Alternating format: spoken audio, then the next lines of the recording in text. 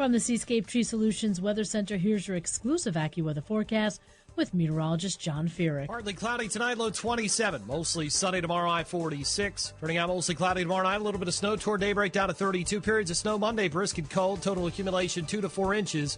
On Monday, 34. With WPRO's exclusive AccuWeather, I'm John Feerick.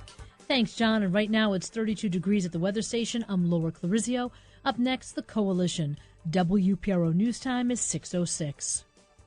The following paid program is furnished by The Coalition. It's for basic entertainment and informational purposes only and is solely responsible for its content. It does not necessarily reflect the views of Cumulus Media, its management, or its staff.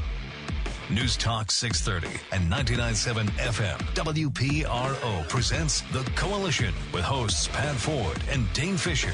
Join them now for their signature brand of smash mouth, no holds barred, no topic too controversial political talk. Join their nuanced discussions of local, state, and national politics and opinions that lie well outside the political mainstream. Now, here's Pat Ford and Dane Fisher.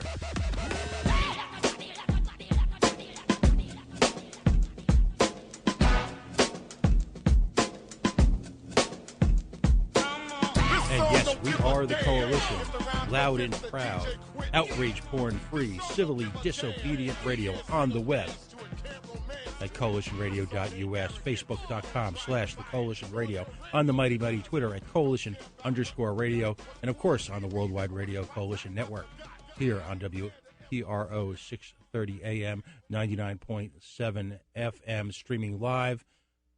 Also, podcasts available after each show on our Facebook and our coalitionradio.us. Just go to the past shows. You can see last week's seminal show. Every week is a seminal show, but particularly last week, independent contractors talking about the reality of day-to-day life, working here in Rhode Island, what it's like to own your own business, what they think the impact of toll pending legislation will be. Of course, that was brought home earlier today, when, as one person posted on the John Laughlin show this morning, on Saturday mornings on WPRO, at 10 o'clock to 12 o'clock, called it sort of an Atlas Shrugged moment, when in fact the fine folks at Ocean State Job Lot, from which any Rhode Islander on a daily basis can draw philosophical, moral, and fast food substance, has decided that they will put the hold on, if you will, on a $50 million investment in the state of Rhode Island. Joining me, Coalition founder, longtime radio sidekick, force of nature, candidate for lieutenant governor, the voice of the Libertarian Party here in the state of Rhode Island and Providence Plantations, is my good friend and radio guru, Svengali. I taught you everything you know, and I am ashamed of it. Hey, in true Forrest Gump form, I was actually at a grand opening of an Ocean State Job Lot this morning. Wow. In my community, they opened a big, beautiful Ocean State Job Lot in North Kingstown, not too far from their potential $50 million investment in Ocean State Job Lot, should they have a little bit of cooperation from our luxurious government. Yeah, and I guess it was quite the scene. There were accolades. There were Boy Scouts. There was a judo class that was breaking boards, I guess. No, they were breaking ramen noodles. All right. I mean, it was a celebration of all things Rhode Island.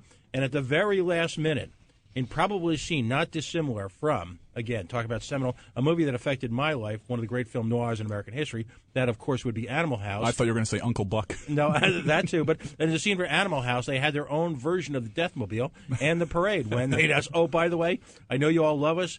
Mayor McCheese from Cumberland had just given out a proclamation. Oh yeah, by the way. So hey, they got him to do something, so that counts for $1 million a year. Yeah, that's another story.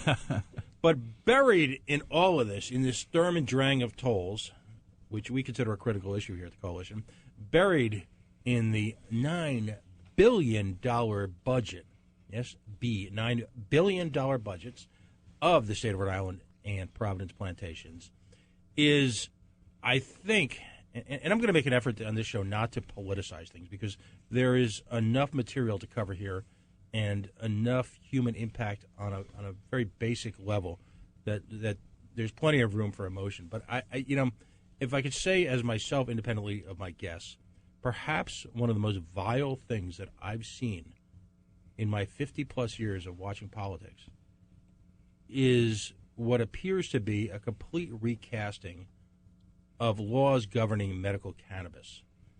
And when you look at a situation like that, and you look at the years of effort and the positive impact cannabis has had on some of the most vulnerable citizens of Rhode Island, our brothers, our sisters, our family, our coworkers, and you see a blatant attempt to profiteer off of the lives of regular people, I can feel nothing other than revulsion. I am repulsed. Perhaps you should partake in some medical cannabis to get your appetite back. I am repulsed by this government's attempt to finance the day-to-day, the mundane, literally on the backs and lives of ordinary Rhode Islanders. So we're having our little emergency summit here today. We've got a couple people in studio. A couple people are going to be joining us by phone. In studio today, of course, is two long-term friends of the coalition. They've been on before in a variety of formats. I've got Jared Moffett, who's on the mic right now, from Regulate Rhode Island, executive director of, I think, the preeminent organization in New England advocating for an intelligent reform of our criminal justice system and also an attempt to bring us into the 20th century with regard to what is clearly a social product. Joining me slightly later in the show will be Rebecca McGoldrick, executive director of Protect Families First.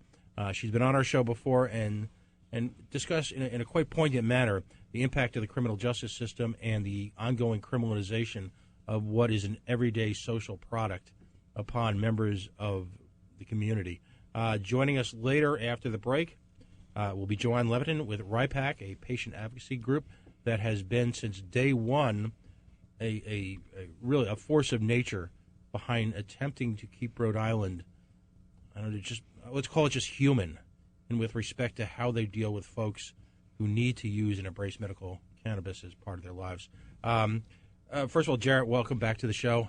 Thank you so much for having me. It's always a pleasure to be here.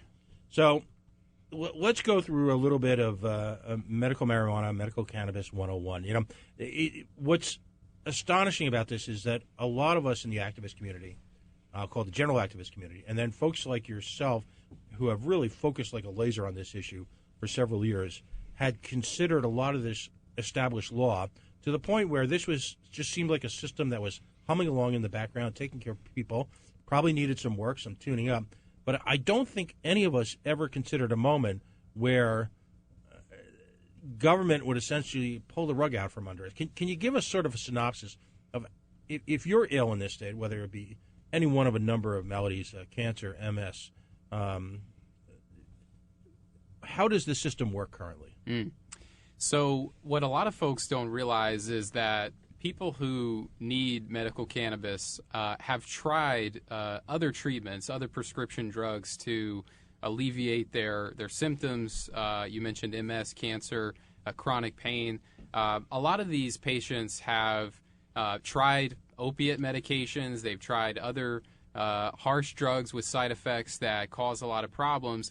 And they have found that medical cannabis actually works a lot better. It works more effectively, and it also doesn't have the side effects that a lot of these other prescription medications have. So the way the process has worked since 2006, when Rhode Island passed the medical cannabis law, is that a patient can essentially ask their physician to fill out an application, a recommendation form that the doctor essentially says, I feel, in my medical opinion, that this patient would find benefit from using medical cannabis. And once that application is signed, it gets mailed to the Department of Health, and the patient is able to obtain a license. And that license has, since 2006, when the program was started, that license has allowed patients to grow and cultivate their own medicine and provide for themselves what they need. And what we've seen with this latest development is essentially a revenue grab on that process, on that process that patients have depended on since 2006 to provide themselves medicine. The governor is essentially proposing a hefty fee on those patients who grow their medicine. So to get specific, what she's proposing is $150 per plant tax, essentially, to purchase these tags. And the idea is that the governor wants every plant to be tracked and tagged in this statewide system. So effectively, a patient who's growing 6 plants, and this applies across the board, mature plants, seedlings, a lot of which actually die in the process because not every patient is a master grower that's able to keep every plant alive. That amounts to $900 for in fees to grow medicine. And we're talking about, again, people with debilitating pain, people with multiple sclerosis, people with cancer, people with all sorts of horrible things. And again, there's several ironies, I think, in this story, but one particular irony to draw out is a lot of these people were on prescription painkillers. They were on opiate medications. They use marijuana as a substitute for that because it's more effective and it's a lot safer, frankly. And yet now the governor is sort of, in a way, seems to be punishing those patients who have found relief in cannabis. I remember the great sense of pride that the activist community had when cancer patients and MS sufferers were no longer asked to purchase marijuana on the streets. Because there were some issues out there where these folks were going into South Providence sick and in debilitating forms and having to procure marijuana off the streets. Right, and it was obviously a dangerous method of purchasing which should be legally available. You also have a lot of that supply being, to be blunt, bastardized, chemically diffused, altered. So folks weren't even aware of really the quality, the potency, or even the basic safety of that which they were purchasing. Forgive my ignorance on this. I should know this, but is there, what kind of level of insurance coverage is available to folks using cannabis? Yeah, great question. The answer is zero. Health insurance does not cover medical cannabis, thanks to our very senseless policies at the federal level. Insurance companies have not gotten involved here, so that's a very important point. For most patients, affordability is already a very critical issue. When a vial of opiates can be purchased for $5 because of health insurance coverage, we need to make medical cannabis have parity with that, because we need to make it easier for patients to actually afford the medicine that works better for them. So that's a great question, and a lot of folks don't realize that cost has already been a very prohibitive factor from patients who need cannabis. And isn't this the same governor who has impaneled yet another one of these blue ribbon charrette-type panels to engage in paralysis through analysis to discuss the great opioid challenge that we face right here in Little Rhode Island and all over the country in terms of addiction and the crime resultant from it? Isn't this the same governor? It's the same governor, yeah, and that's what makes this so bizarre. And is it fair to say, we're going to take a brief break in just a second, but is it fair to say that the income potential of your typical sufferer of multiple sclerosis, cancer, chronic pain is fairly limited? Absolutely. Most of these patients are low income. I mean, it's just bizarre to look at them as a revenue source. Wow. On that note, let's just take a very brief break. Folks, you're listening to The Coalition on the web at coalitionradio.us, facebook.com/The Coalition Radio, on the Mighty Mighty Twitter at Coalition_radio. We're going to keep bringing this issue home. This is just the beginning of what appears to be a protracted fight. By the way, today is the anniversary of Bob Marley's birthday, so we're going to take you out with a little Marley. Folks, we'll be right back. Feel all right. Hear the children crying. One love. Hear the children crying. One heart. Saying, give thanks and praise to the Lord, and I will feel all right.